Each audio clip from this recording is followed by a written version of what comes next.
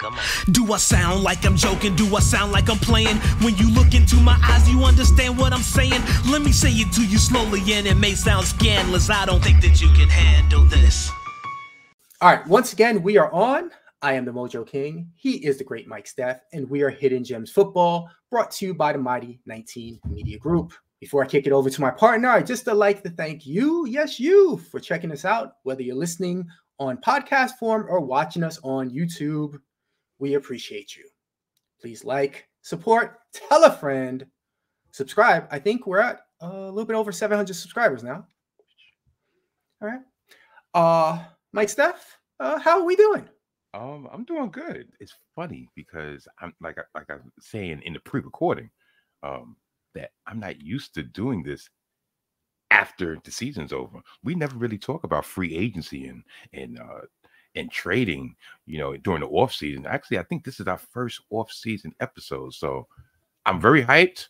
I think this is like maybe a slight continuation from the brief conversation we had at the Salty Thoughts of Mike Steph podcast each and every late Sunday night, early Monday morning. Yeah, I'm gonna get that plug in. But yeah, I'm ready to go. And Stitch is riding shotgun, so yeah, he's still here. All right, let's get focused, sir. With all the free agency movement going on, we figured we should drop a podcast together and give comparing some notes. Like Mike Steph mentioned, you can check out our instant reaction on his channel, The Salty Thoughts of Mike Steph. But we've had a little bit of time to think about it, and we have a particular couple of trades, a couple of free agents that we really like or we really dislike. Let's start on the bright side. What is a free agent favorite of yours, Mike Steph? Okay. After a long list of transactions that's happened in the last week and change, I narrowed it down to what signing actually benefited the recipient and at the same time put a dent in the armor of one of their potential challenges. And I focused in on the AFC North. Patrick Queen, former linebacker of the Baltimore Ravens, signed a contract with division rival, the Pittsburgh Steelers. Now, that's twofold. One, it strengthens an already stout Pittsburgh Steelers defense, and it takes a chess piece away from arguably one of the top linebacker duos in the league last year. We had Roquan Smith and Patrick Queen, and now Smith is by his lonesome. So yeah, that would be my best signing. I know it's probably under the radar to a lot of entities, but I feel like you hit two birds with one stone with that one. So yeah, that would be my best one. I like it. You dug deep. That's what Hidden Gems all about. I'm much more on the surface though. So first, let me give a couple honorable mentions. I almost talked about Kirk Cousins heading over to Atlanta because the more I think about it, the more I like it. And I think that revitalizes his team, makes them definitely division contenders. I think they're officially favorites now. And, maybe they can make a playoff run. But I'm not talking about him. And then Marquise Brown heading to Kansas City. I kind of like that one because he's better than anything they have out there. Patrick Mahomes has been throwing to Kelsey and a bunch of bums. And now he has somebody that's better than a bum. I think that's pretty big. That's almost like calling a homeless person a displaced person. I'm just saying, and that's no shade against the homelessness, but I'm just saying it's like that. You get my gist. See, I'm going to rein it in. Continue. But I think Marquise Brown has the talent to do some things when he has a superstar throwing him the ball. And let's not talk about Lamar because that's a whole nother subject. All right. Kyler Murray. But you'll be pleased to know. Did you see? All right, forget that. But you'll be pleased to know who I'm picking, maybe not as my favorite, but amongst my favorites. And that is something the Jets did. They signed Mike Williams to a one-year deal. I believe it's worth up to $15 million. It's a basic prove yourself deal. He's coming off a torn ACL. They say he's ahead of schedule, but he needs to stay healthy this year, and he needs to show something if he's going to get the big money in his next contract. Obviously, he's a big play guy who has the ability to get up and over defenders. And if Aaron Rodgers comes back and he's pretty healthy, he's one of those people that does throw those type of balls that can pinpoint it, that Mike Williams can go get it. On the opposite side is Garrett Wilson. I think Garrett Wilson was going to be harassed and more harassed all season. But with Mike Williams over there on the other side, you got to be careful. Now you got to defend both sides.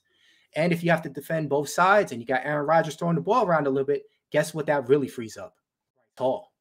So definitely a couple things you have to worry about. You have to worry about if Aaron Rodgers comes back healthy with his leg. You have to worry about if he hasn't fallen off a cliff being as old as he is. You have to worry about if Mike Williams is healthy from the ACL, and you have to worry about if he stays healthy because he is injury prone. But if those two pieces are together with the other pieces, this offense might be humming, which is amazing compared to what you saw last year. So I really like this signing. I hope it works out for everybody. I will add on to your surprising positivity about this New York Jet offense. It really comes down to the offensive line. And at least in the offseason, they'd had three new additions to that offensive line. You had Morgan Moses, you had I believe John Simpson from the Baltimore Ravens, and the marquee one out of the three would be with Tyron Smith, left tackle extraordinaire from Dallas Cowboys. And do you know, for all of them, I mean, all three, I believe off the top of my head, they probably didn't break $20 million to revamp their offensive line. And that freed the money up for them to give an incentive-laden deal to Mike Williams. So yeah, bravo. He takes the top off he takes the top off the defense and leaves a lot of the intermediate. And I know Garrett Wilson's probably there, like, yeah, finally, I get some help. And also, not to belabor this point, but also it allows us probably to just, get rid of Allen Lazard. Or if we do have to be stuck with Allen Lazard, he could just be a blocking wide receiver or something, because I don't see him long for the Jets either. He's there as long as Aaron Rodgers is.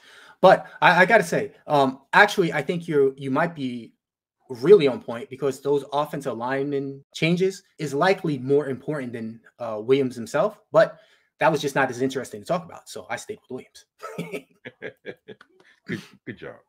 All right. Enough of this praise. Let's start bashing people. Who made a mistake as far as you're concerned on the free agent side? Well, I'm a little biased because actually some of my distaste for this team has nothing to do with football related.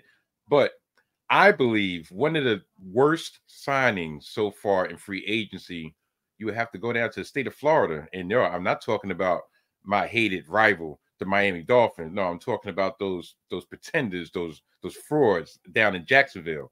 And they signed former wide receiver Gabe Davis to a 3-year, I think $39-40 million deal. Now, on the outside looking in, you're like, well, they lost Calvin Ridley to a division rival. He went from Jacksonville to Tennessee, so they needed some type of replacement. Guess what? Gabe Davis is not a replacement. I mean, he was supposed to be a complimentary piece when he was in Buffalo. He flashed for at moments. He had big plays, big spectacular plays, but he was never consistent. And maybe they're thinking, well, you have a Christian Kirk on one side, so therefore Gabe Davis could do the same thing that he did for Stephon Diggs. But I just think that was overreaching. They have way more problems on that offense than giving $40 million over the next 3 years to Gabe Davis. So yeah, I did not like that. That's like a total Tony Khan move, a Tony Khan man move, to overpay for mediocre talent and think they're gonna actually, move the ledger. So yeah, all elite my butt. But yeah, that's my worst free agent move. And like I said, I'm biased. But I do think that they tried to play funny games and they got screwed for it, because I think they planned on re-signing Ridley, but they allowed him a little bit of time because it was supposed to help them in their draft situation. And during that time, somebody else has scooped him up. For me, there was a couple that I looked at, but the one that happened early kind of just kept bugging me. And that was DeAndre Swift signing 3 years, $24 million to the Bears. It's really interesting because I guess they are revamping the team around their rookie that's not yet there. I like it, but I also don't like it. I feel like Swift move was kind of forced in, and it didn't really make too much sense to me because he's kind of been a journeyman his whole career. He had this past year with the Eagles, one of the best offensive lines in the league, had a very strong season, but they had Roschon Johnson. I wanted to see how he would develop, and I assume they signed Swift to be the cornerstone, the main guy in there. If you were going to do that, I think you should have made a play for one of the superstars like Barkley, or as it turned out, Derrick Henry went for the same money per year for one less year. And Washington got Eckler for basically free compared to everybody else. I would think that a cheaper Eckler with Roschon Johnson would be an interesting combo. I think there's a reason that Swift hasn't been able to hold a job with other teams. And I think Chicago's going to end up finding out why exactly that is over the next 3 years. To me, he had an up and down year last year because it seemed like you look at the stats and you're like, yeah, it's a solid year. But remember at the very beginning when he wasn't getting that much burn, then they put him in and he was going up like 150, 175. And then next thing you know, they were using other wide receivers, and Swift wasn't really getting that much time on the field. I wonder why. I don't know. Maybe it's, not to speculate, but maybe it's something personality related. Like I said, I shouldn't speculate on that.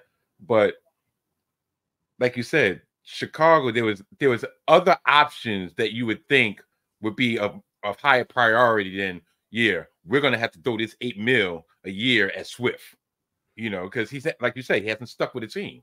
He was a Detroit before, so maybe it's just familiarity with the division of, okay, I was in Detroit, now I'm in Chicago. Okay, Philly didn't work out, but yeah, I just thought they had too many options, and they didn't have to force the square peg in the circle right now because their quarterback isn't even here yet. So that's the way I looked at it.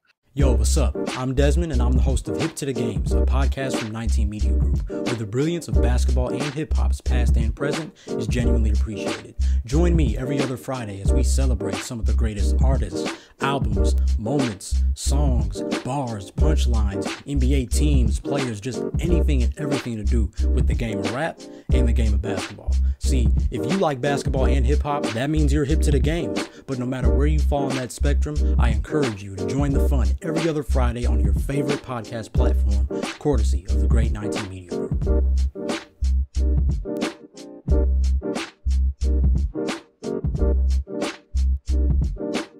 All right, let's move on to something positive. Let's talk about trades that we like, and eventually we'll talk about ones we dislike. And I think we're in kind of similar wavelengths here. Okay. One of the trades that I like and see the potential of it is the Justin Fields trade. Justin Fields was traded to the Pittsburgh Steelers, their team again, for a sixth rounder. A sixth rounder that can turn into a fourth rounder based on the amount of playing time that he does during this upcoming season. I consider that a good trade. Two reasons. One, a lot of people would think, well, you just signed Russell Wilson to a minimum contract. Why would you trade or give an asset up for Justin Fields? Because Russell Wilson isn't the future. Justin Fields has more potential to be the future. This is almost like, and this is a trade that's almost like a prelude to them signing him, because they didn't sign him to keep him on the bench. So either Russell Wilson is going to have a very short leash this coming season, or you want Justin Fields to be indoctrinated into the culture, into the system. So therefore, after this 1-year experiment when Russell Wilson expires, you can just plug Justin Fields in, and there you go. Hopefully you got your quarterback for at least for the next 5 years. So I believe Justin Fields is going to shine just for a change of scenery, just to be around a coaching staff that actually believes in him, a coaching staff that actually nurture him. And yes, I know Tomlin is a defensive coach. I don't even, personally, I'm not going to lie, I don't even know who their offensive coordinator is going to be. I don't know if it's going to be the same guy that took over for Matt Canada last year, or they're revamping. I really don't know. But just the change of scenery and the fact that you pretty much you took a flyer, a 6th-round pick. What quarterback were you going to get with 3 years of NFL experience? No matter if he was 12-20 or 12-29 or whatever his record was, he has NFL experience. And he has flashes if you utilize his skill set correctly. And him with Pickens and Najee Harris and an offensive line that's just getting more stout by the minute, especially with the defense. Listen, I see this as a win-win. You know, if it doesn't work out, or you feel like he's a lost cause, all you lost was a 6th-round pick. But meanwhile, more importantly, because I want some, this is an all-black quarterback room. Look at the whole hierarchy. You have Tomlin. You have Russell Wilson. Okay. And you have Justin Fields. I'm just saying there's only like 3 teams in the league that can truly say that. I mean, you have one in the division with Deshaun Watson and Jameis Winston, which is crazy to think about, but that maybe we'll talk about that in later on in the off season. But yeah, I think this is a magnifique trade. Yeah, and this is my my choice as well. You said many of the things that I was thinking. So since you said so much positives, I'm going to say the one way I think that this spins into a negative, and that is the possibility that Russell Wilson holds on to the starting job till almost the end of the season. And I would say either by playing decently enough, but then maybe slipping a little bit or possibly getting hurt. In which case, Fields takes over and plays pretty well for a 4 or 5 game stretch. Pittsburgh's then going to have to decide, do they give him a big contract or do they let him walk? And if he plays well for that small stretch, they're going to probably give him his big contract. We still don't know. If I was a GM, I'd rather have Fields start the whole season to see what he has. But when you look at it, as much as I say that that's a possible negative, when you look at it, this is ridiculous. You have 2 starting quarterbacks on your team. Both of them are under pretty good deals. You have a veteran starter that, might take you down the road in the playoffs. And if he happens to fail, you have another potential superstar as a starter. I mean, this is a win-win, most definitely. All right. Now, Mike Steph, I want to start off with the worst one because I think you want to talk about it in a little bit more positive light. But I want to be negative. He thrives off of negativity. Yes, I do. And I got to say, I am thriving off of what San Diego did to my boy, Keenan Allen. They traded him over to the Bears for a 4th-round pick. Now, look, I understand there was some salary cap motivation there. He has one year left on his deal. He was due for a $5 million bonus right before they traded him off. But what I don't understand is that, now granted, it looks like it's past the chance, but San Diego was supposed to be good.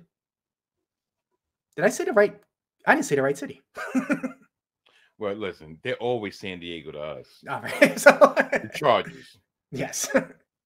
So the former San Diego Chargers had this window that they were supposed to be really good.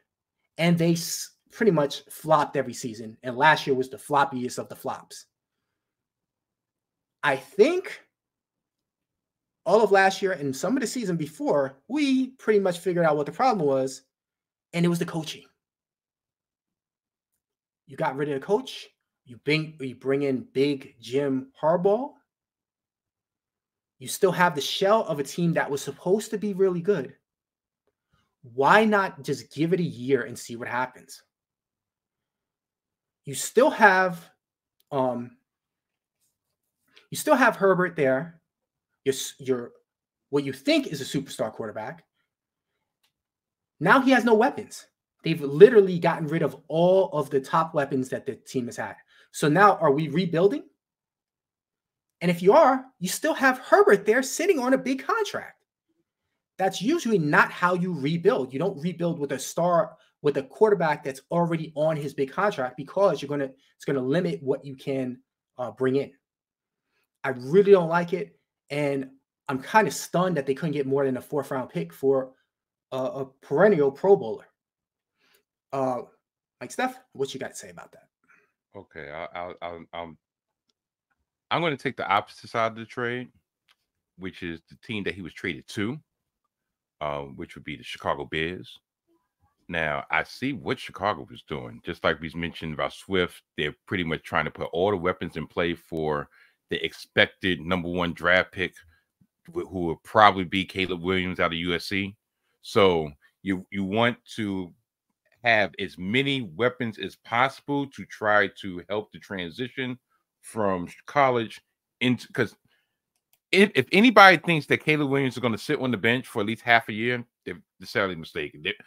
Once again, they're going to put him right in, and they figured the best way to get him up and running is to have all the other areas solidified. They have a good offensive line, you have a decent running back, and if you trade for Keenan Allen, what receiver are you going to get in the draft with the pedigree of Keenan Allen? I mean, they lost Mooney. Did they lose? I think they lost. Did they have Samuel? No. They had the other dude from Carolina. I forget his name. They still have it. DJ Moore. Yeah, they still have DJ Moore there. So now you have Keenan Allen, DJ Moore, Swift. Right there. That's potential for a 3-headed monster, and especially the way the coaching staff likes to sling it to the detriment of the aforementioned Justin Fields, when they really should have leaned on his legs. I can see it. Now, talking about the Chargers, why the Chargers let him go, $18 million against the cap. They've already restructured the contracts of Joey Bosa and Khalil Mack. They didn't re-sign Eckler. I believe they cut Mike Williams. So also, if you're bringing Jim Harbaugh in, you're not bringing Jim Harbaugh in to put you over the top. You're bringing Jim Harbaugh in to formulate his own culture, and he needs flexibility. Yes, I know he has a big ticket item at the quarterback position, but in his mind, okay, I have my piece. Now I need to build around him while we're under this contract. And okay, well, these pieces, what championships have these pieces won? What playoff games have these pieces won? They haven't won jack squat. So at the end of the day, you're not really losing much. And as you said, Keenan Allen, this is the last year of his deal. So why am I going to? It's almost back into the Bill Walsh mentality of cut somebody a year earlier than be stuck with them a year late.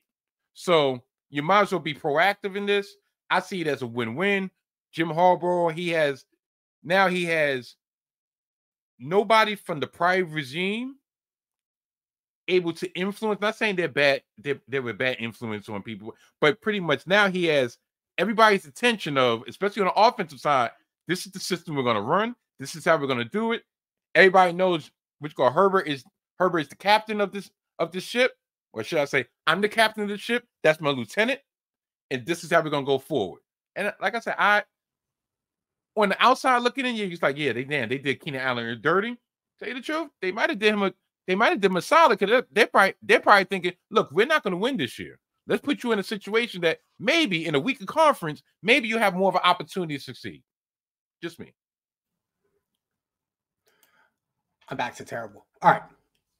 My problem with it, as much as I stated before, the other additional problem I have with it is that I believe what their idea is, that they feel like they're going to get a wide receiver early in the draft anyway, in which case now they have a new #1. I think it's complete hubris to think that you're going to get a Keenan Allen, that you're going to make the right selection to get yourself another Keenan Allen. So if I am a Chargers fan, I'm highly disappointed with what's happening so far. Because to tell you the truth, if you really want to start over, trade Herbert too. No. Trade You him already too. have the one piece. You already have the one piece. If I'm Jim Harbaugh, I'm not taking that job if Herbert's not there. He's the reason I'm not taking the job if Keenan Allen's not there. Okay. I guess you'll be unemployed. I may be. That's the reason I'm doing podcasts. Listen. All right, bro. I believe we both got to get out of here. Wrap it up for us. Okay, well, I'm glad to see everyone for joined us for our impromptu off-season edition. The less said, the better about when we're coming back. But as he said at the very beginning, please like, subscribe, press that notification button. So if we choose to double back and spin the block again, darn, I'm too old to be saying those sayings, but y'all already know what I'm talking about. If we decide to pop up on this screen, y'all be the first ones to hear it. With all that being said, Hidden Gems Football has been a goodbye.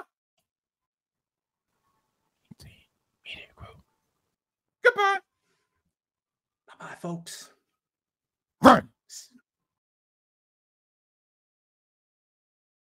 This is a 19 Media Group presentation. Y'all should be happy. We came back. We doubled up in March. When's the last time y'all seen that in March? Never. Okay. Trade talk. This is a PG show. I was going to talk about pegs and square holes. Oh my goodness.